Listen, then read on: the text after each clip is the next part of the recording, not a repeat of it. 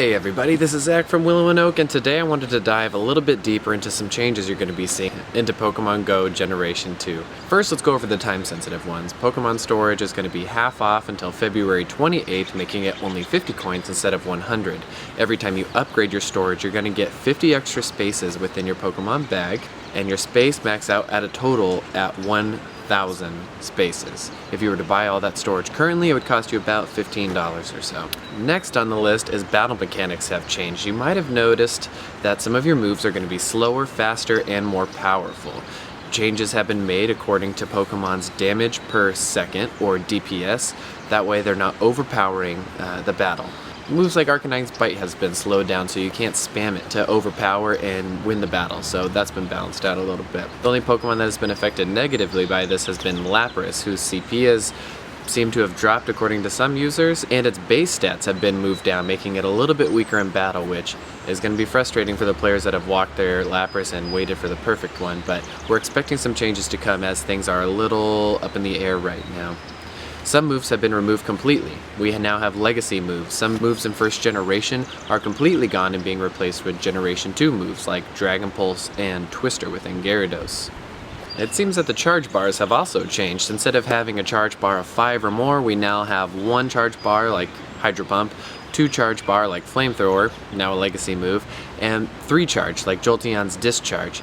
Now these moves have either been increased or decreased, and those lists we have not seen yet, but I battled a Jolteon with a Rhyhorn the other day, and 2 discharges took me down to about a third of my life, which doesn't quite add up when it comes to elemental differences between the Pokemon, so I expect we're going to see some game changes there in the near future as well. When it comes to catching Pokemon, you might have seen new candy bonuses. Catching a first tier evolution is going to net you 1 Stardust and 3 candies like it has. Catching a tier 2 Pokemon is going to net you 5 candies and 300 Stardust. And catching a third tier evolution Pokemon is going to net you 10 candies and 500 Stardust. Now, the thing to go over after this, of course, are going to be the new berries. 2 new berries have been introduced. The Nana Berry slows down a Pokemon's movement, making it less erratic, so when you're catching a Pokemon like Ladybug, it's a lot easier to catch as it moves around or prevents it from moving around.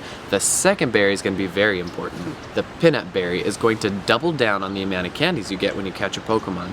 So you catch a third tier evolution like Dragonite, and you throw a Peanut Berry, and you catch it on that toss, you are going to get double the amount of candies, maxing out at 20 candies you can get from a single catch. That is going to be huge for more rare Pokemon that you're encountering in the wild, or Pokemon that require 100 candies or more to get from first tier all the way to the third tier. Along with new candies when it comes to catching, you're also going to get new bonuses. You're awarded 50 extra experience if you catch that Pokemon on the first catch, and additionally, first generation Pokemon catch rates have dropped quite a bit, making them easier to catch on the first catch. Nana berries are unlocked at level 14, Peanut berries are unlocked at level 18, and evolution items are finally unlocked at level 10. Now evolution items like Upgrade, Sunstone, and Dragon Scale are available at Pokestops, but are as rare as 10k eggs. I did have somebody that I know spin a Pokestop on a 7th day spree and he got a Dragon Scale. Whether that was coincidence or not, I'm going to leave it up to you. If you could mention something in the comments, whether you've confirmed this or not, that'd be greatly appreciated. With new Pokemon come new tweaks. You're now able to capture Ditto from Hoot Hoot, Sentret, and Yanma, with the original Rattata, Zubat, and Pidgey still available. As many of you know, Eevee has 2 new evolutions, Umbreon and Espeon, and don't waste all of your candies trying to figure out if he's going to be the next one in the list.